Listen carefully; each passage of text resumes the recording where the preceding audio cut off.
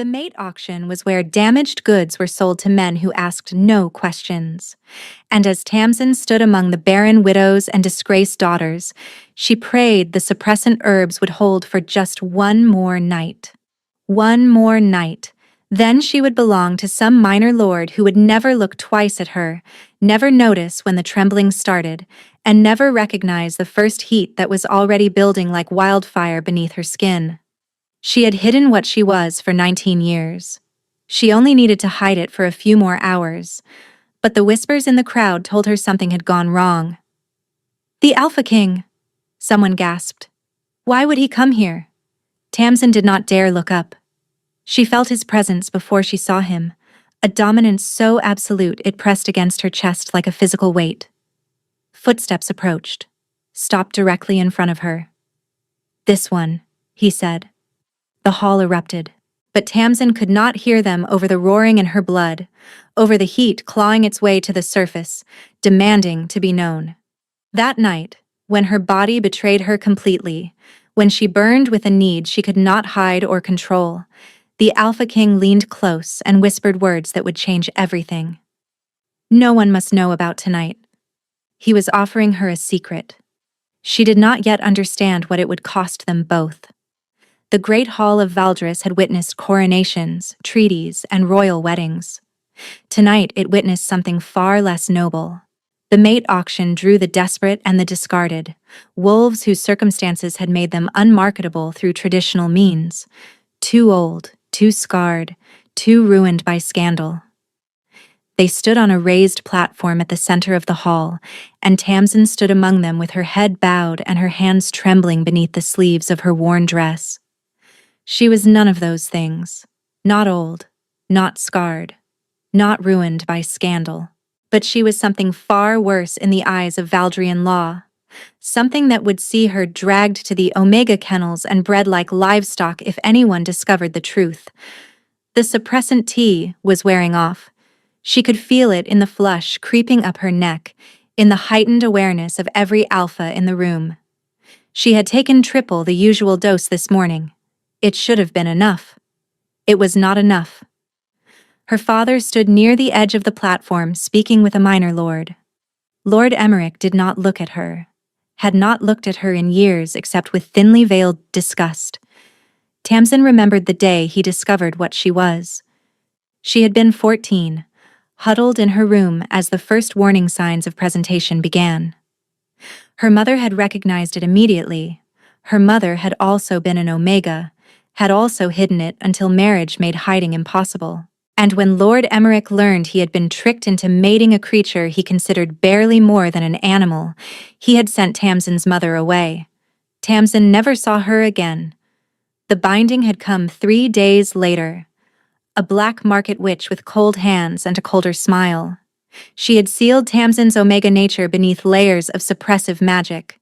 But magic frayed, spells weakened. And now, at 19, Tamsin could feel the binding crumbling like old rope. But before the binding, there had been the fire. It had erupted the same night her Omega nature first surfaced. Uncontrolled. Unintended. A servant had discovered her in the throes of her first symptoms and had tried to drag her to her father. Tamsin remembered the terror, the surge of something hot and wild in her blood, and then flames bursting from her hands. The servant had survived, but the burns had been severe. Her father had blamed Tamsin publicly, called her dangerous, and called her a monster who had attacked an innocent man in cold blood. No one believed it was an accident. No one believed she had not meant to hurt him. And when the binding came, it was presented as mercy rather than punishment, a way to contain the dangerous creature Lord Emmerich's shameful daughter had become. Now her heat was coming. Days away, perhaps hours. And if she was not mated to some oblivious beta lord before it broke through, her father would have no choice but to turn her over to the Crown's Omega registry. The auction was her only chance. Tamsin of House Varen, the auctioneer called, 19 years, unbred, beta confirmed by house physician, suitable for a second marriage or minor household. No one stepped forward. Tamsin kept her eyes on the floor.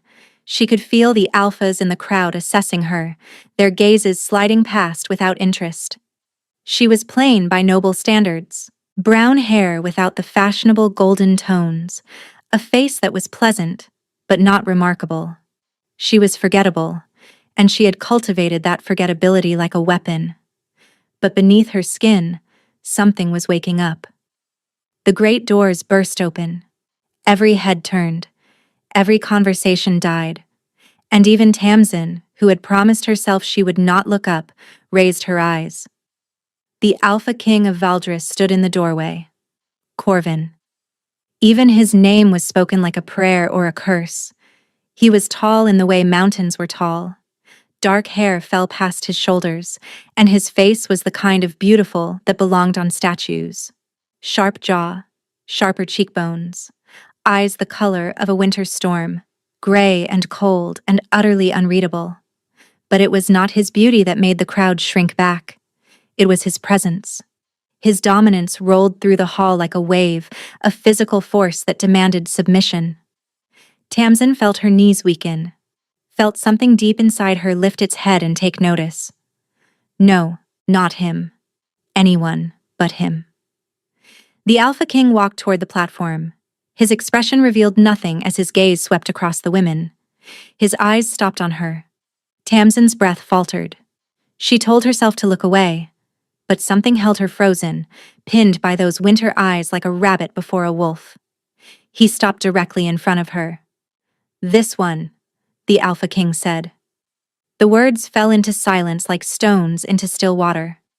"Your Majesty," the auctioneer sputtered, "this is merely a beta daughter of a minor house, surely one of the higher-born candidates." "Did I ask for your opinion?" The king's voice was quiet, but it carried absolute authority. "No, Your Majesty. The bid is yours. The woman is yours." Tamsin could not move, could not breathe, could not understand why the most powerful alpha in the kingdom had just claimed her. Unless he knew. The Alpha King leaned closer, and his breath was cool against her ear. "You will come with me now," he murmured. "And you will tell no one what I am about to tell you." Tamsin's pulse spiked. "I know exactly what you are," he continued. "And if you want to survive the night, you will do precisely as I say." The carriage moved through streets that grew increasingly grand, climbing toward the palace. Tamsin sat rigid on the velvet seat. Across from her, the Alpha King watched her with those unreadable eyes. He knew. He had said it plainly. So why was she still alive? "You are wondering why I have not turned you over to the registry," King Corvin said. "Yes, Your Majesty. Because I have need of you. Not your womb. Not your heats. I have need of what you represent." "I do not understand." "No, I do not expect you to. Not yet." The carriage jolted, and Tamsin gripped the seat. The movement brought her closer to him, close enough to catch another wave of his scent. Pine forests after rain, cold mountain air. Something darker beneath that made the heat in her blood surge dangerously. "How long?" the king asked. "Your Majesty?" "Until your heat breaks through. The binding is old magic, poorly done. I can smell it fraying." She stared at him. No alpha should have been able to detect a binding spell through scent alone. "I do not know," she admitted. "Days, perhaps. Hours. Hours. Then we have little time." He turned toward the window. "When we arrive at the palace, you will be taken to chambers prepared for you. The servants who attend you are all betas. They will not scent what you are." "Your Majesty, why are you helping me? What do you want?" "I want a wife." The words hung between them. "A wife," Tamsin repeated. "You could have anyone. Why choose a hidden Omega days away from a heat that will expose her?" "Because they would expect something from me that I cannot give. They would expect a mate bond. They would expect my mark." For the first time, something flickered in those cold eyes. Pain, perhaps? They would expect heirs born of passion rather than arrangement. "And you cannot give those things?" "I cannot give those things and let them live."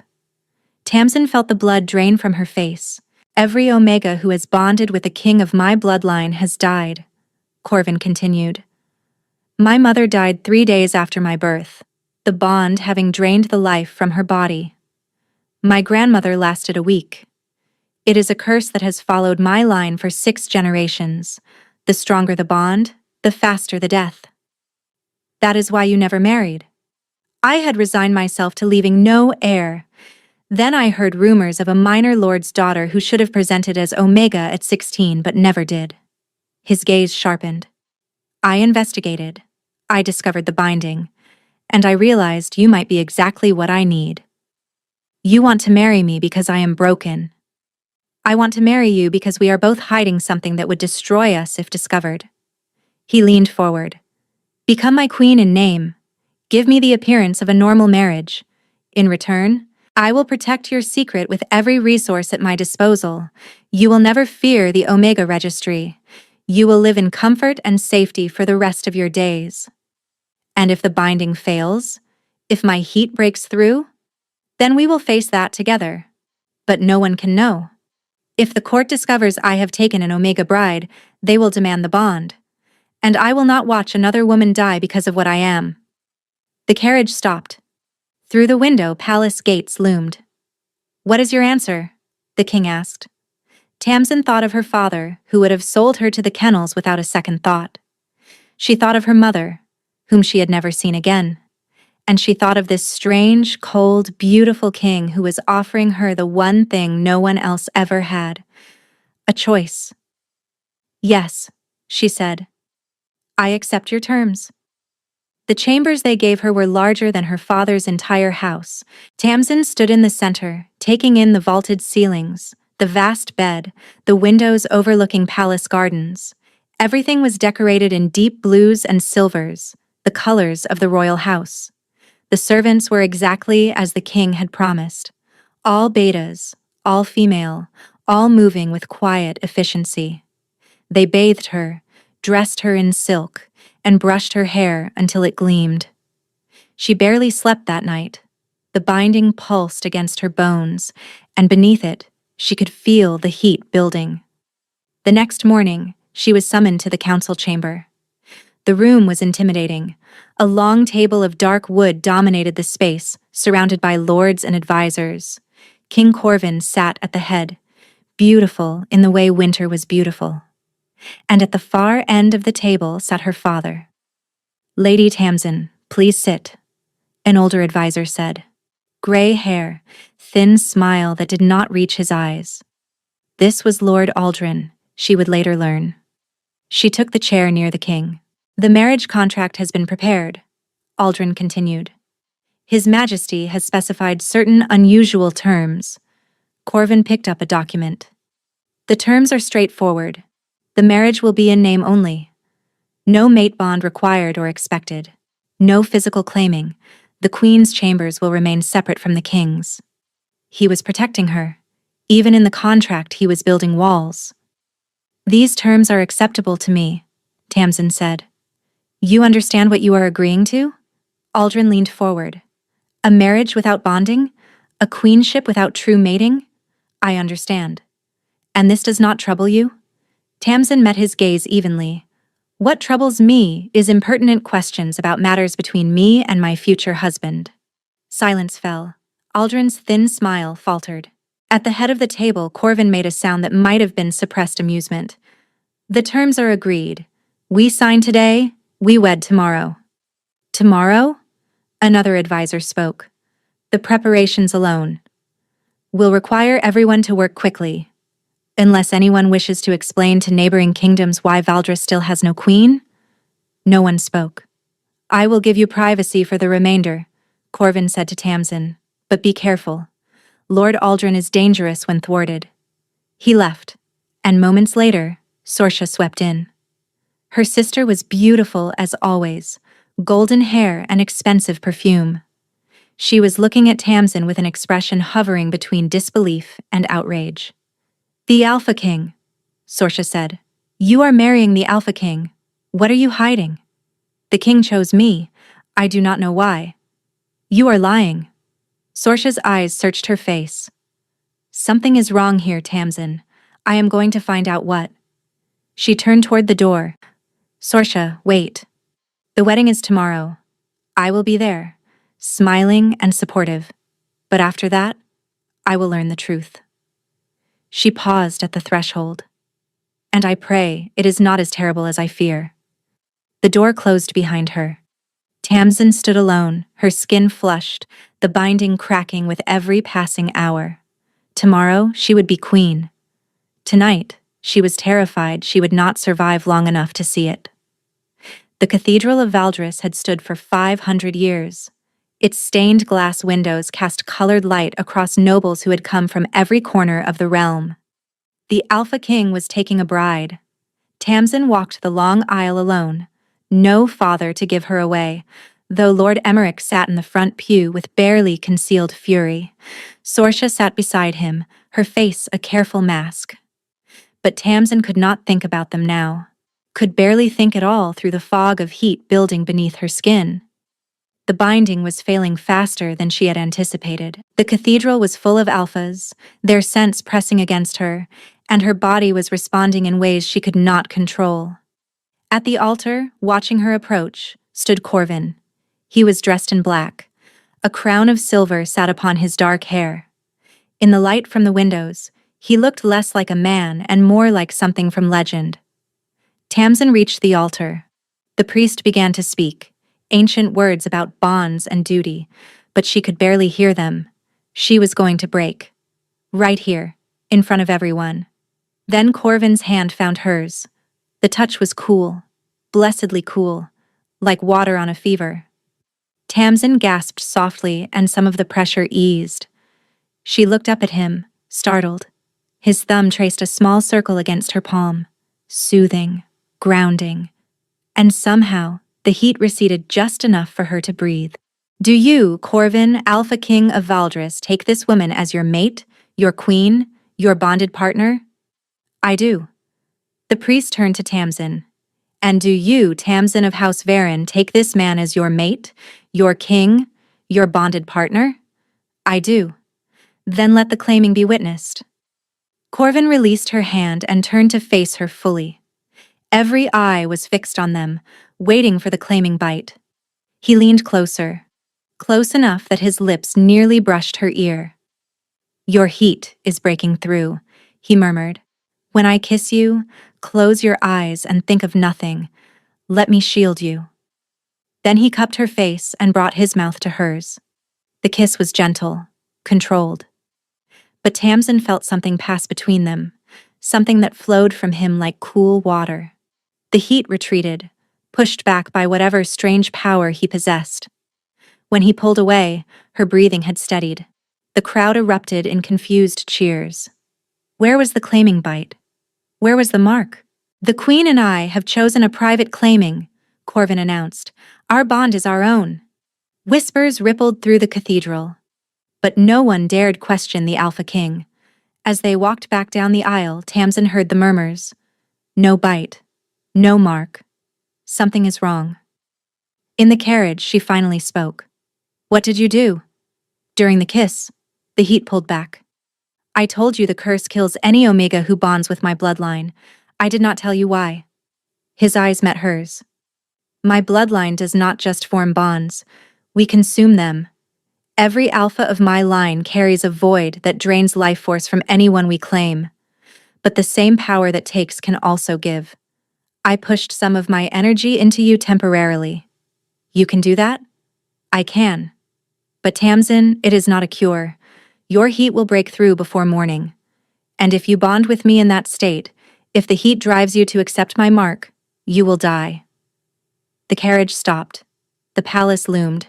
"Then let us go face the night together," he said. The wedding chambers had been prepared with care. Candles flickered. Rose petals scattered across silk sheets. Everything arranged for romance. Everything was a lie. Tamsin stood in the center of the room, still wearing her wedding gown, trembling. The temporary relief Corvin had given her was fading. The heat was building again, stronger than before. Corvin locked the door behind them. "The servants will check the sheets in the morning," he said. "They will expect evidence of consummation. And if my heat breaks through while we are, then I will control myself." He turned to face her.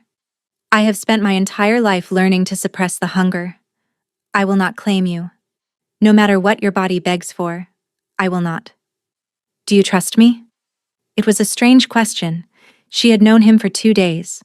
But when Tamsin looked into those eyes, she found herself answering without hesitation. Yes.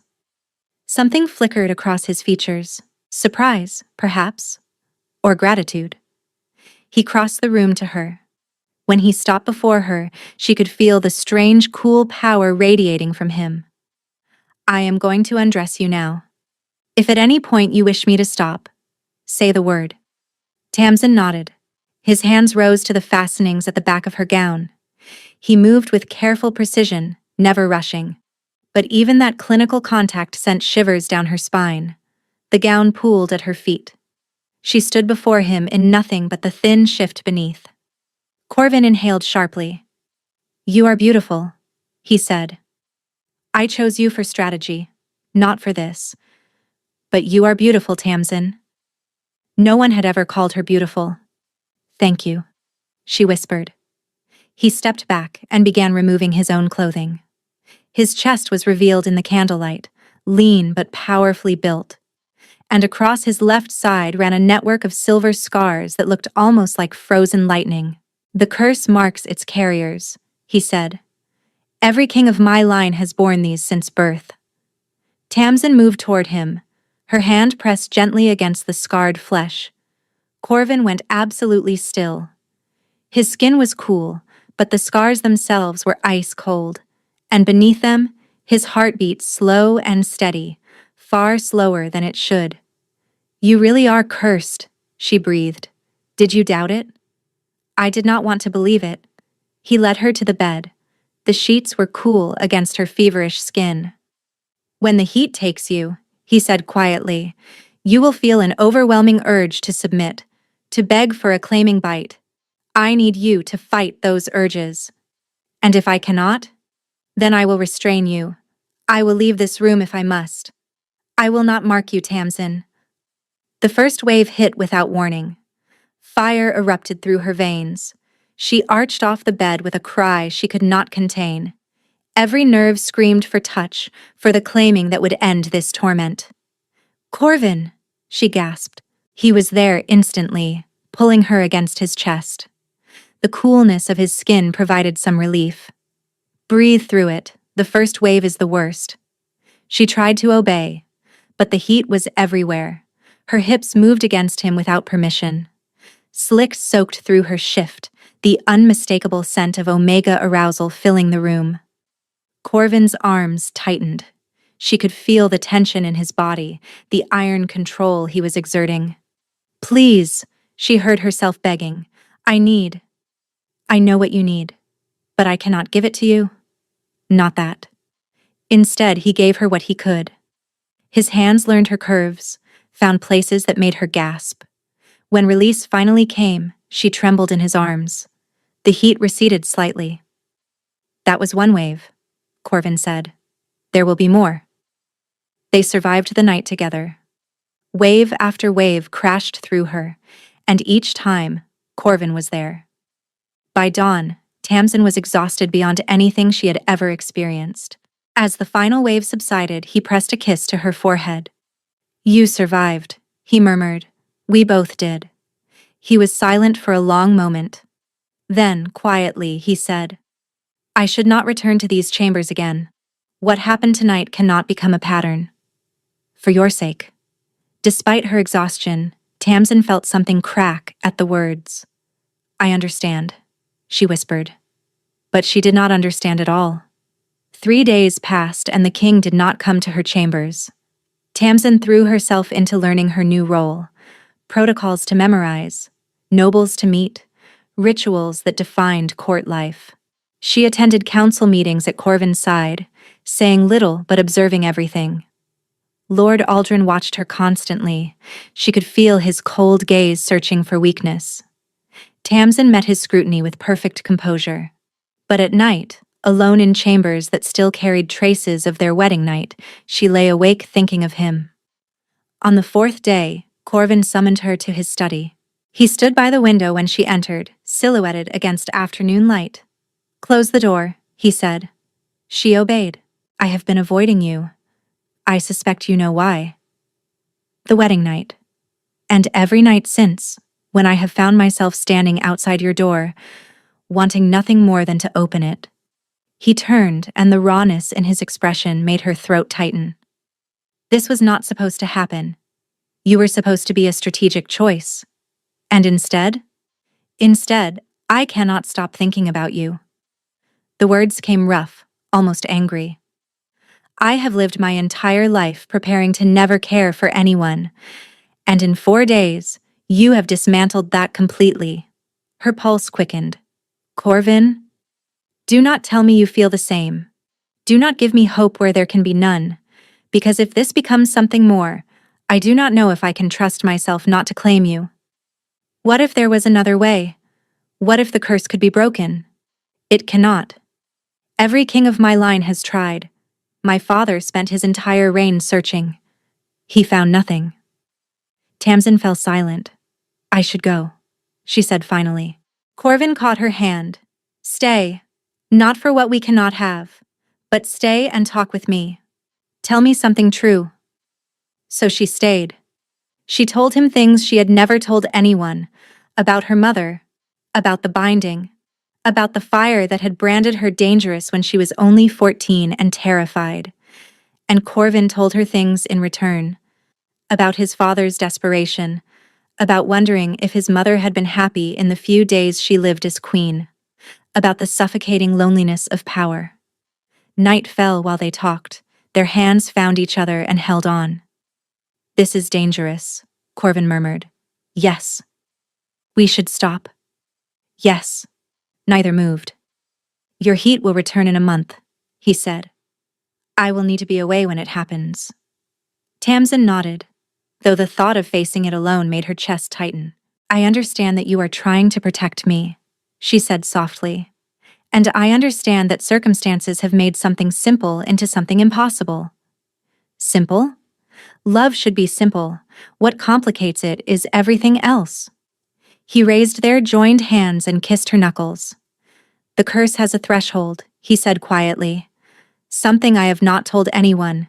It was not love that killed them." "Not exactly.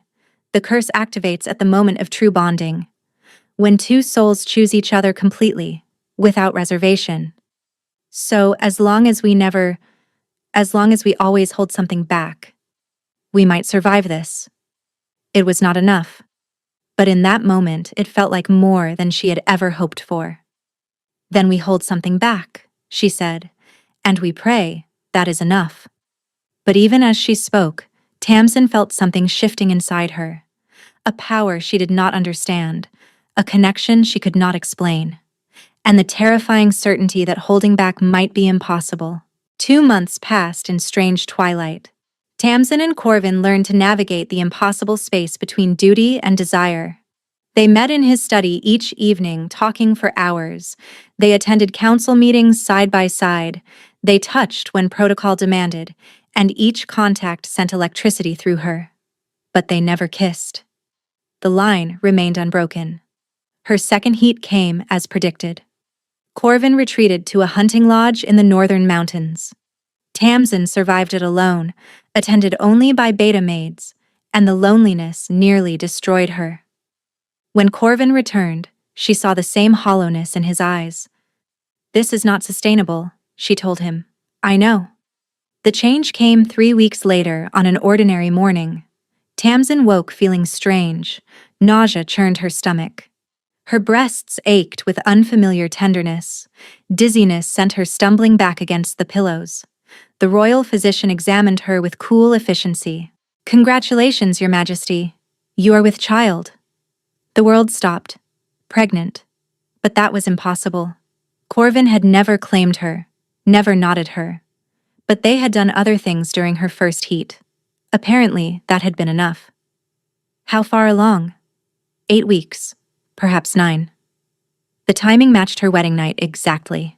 She found Corvin in the training yard, sparring with his guard captain. "Leave us," Tamsin commanded. The guards scattered. Corvin lowered his practice sword.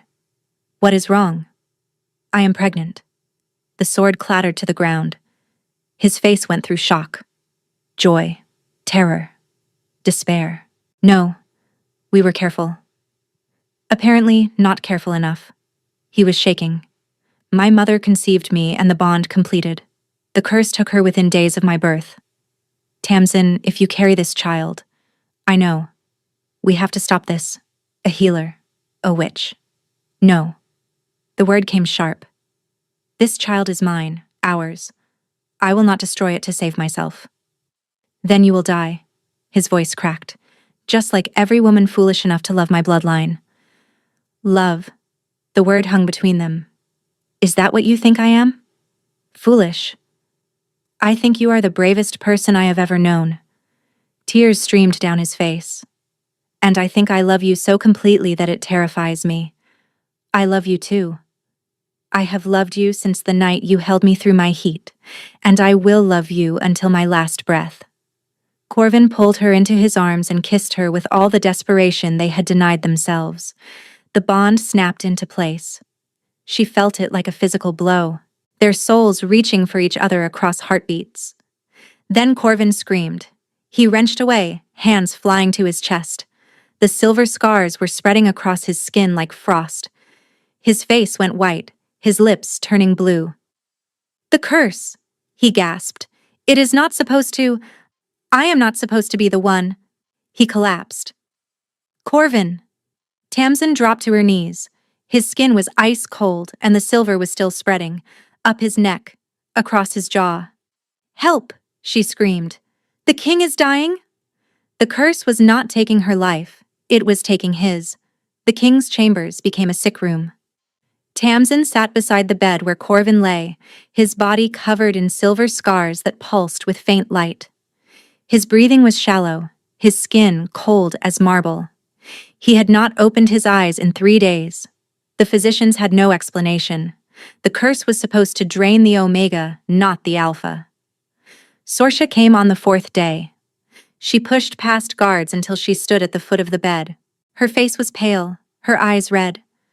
You love him, Sorsha said quietly. That is what you were hiding. My love is killing him. Sorsha sat beside her sister. For a long moment neither spoke. Mother used to say things when we were children. Strange things about bloodlines and debts. Sorsha hesitated. She said fire cannot be consumed by ice.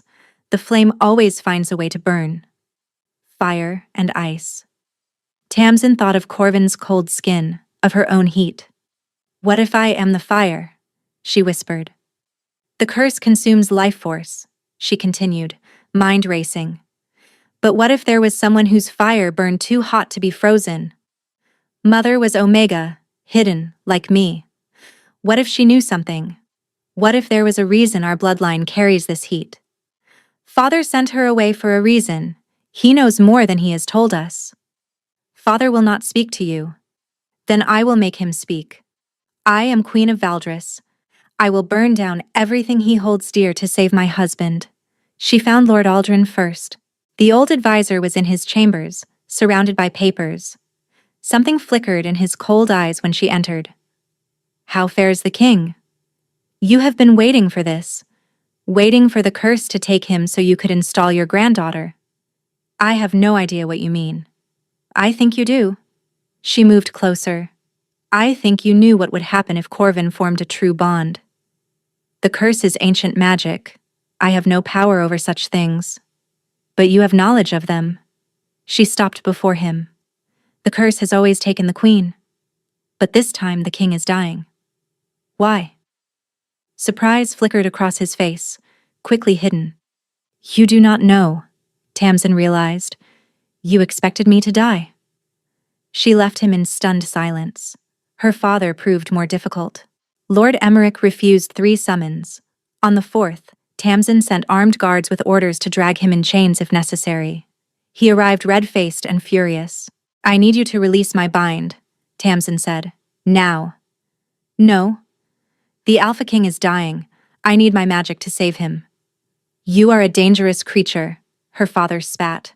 I will not unleash your magic on the world. The witch powers came from you, Tamsin said. Your grandmother was a witch. Your father had her killed when he discovered it, but she passed her magic down to you and to me. Silence crashed over the room. Sorsha had entered behind their father. Her hand flew to her mouth. Mother never betrayed us? You have always known, Tamsin said to Emmerich. Mother was innocent. You needed my powers bound, and so she had to go. What was I supposed to do? Emmerich demanded. I needed your powers bound. I was bound immediately after my magic manifested. Tamsin said slowly. At 14. The day after the fire. Sorsha's voice shook.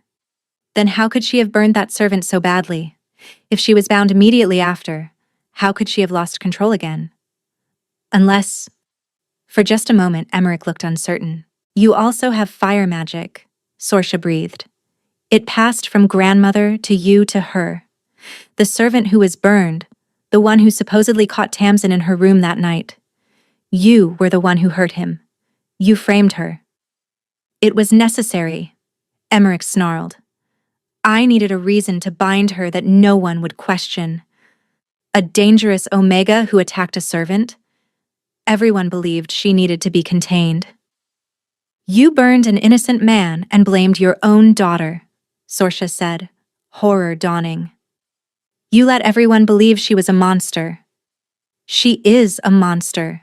She is the reason I had to hide what I was. She is the reason our bloodline's shame continues. Sorsha's fist connected with his nose.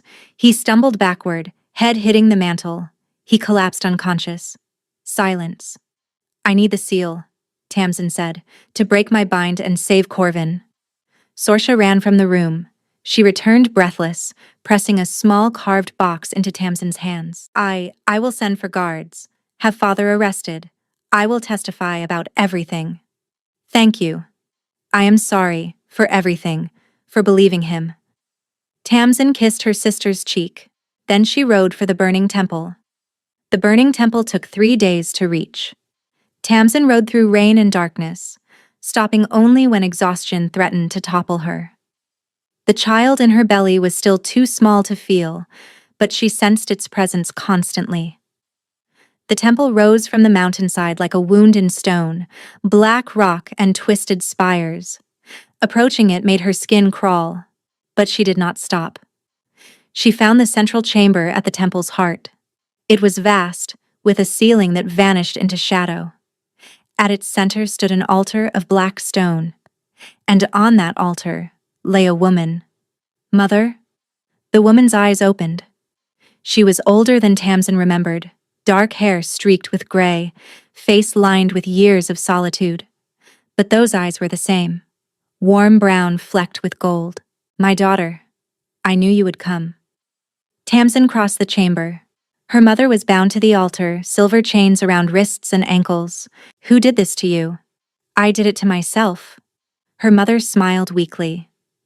This is how the curse is maintained. A flame-born must always be bound to the altar, channeling the spell's hunger into themselves. The original witch sacrificed herself to fuel it. When she finally died, another had to take her place. You have been here for 5 years, channeling the curse? Keeping it contained. The curse wants to complete itself, to destroy the king's bloodline entirely. By binding myself here, I redirect its hunger into me, keeping it from reaching full power. But I am weakening. Then I will free you. There is no other way. Unless a flameborn willingly bonds with the cursed bloodline, unless fire joins with ice of its own choosing. Tamsin understood. That is why the curse is reversing. I bonded with Corvin.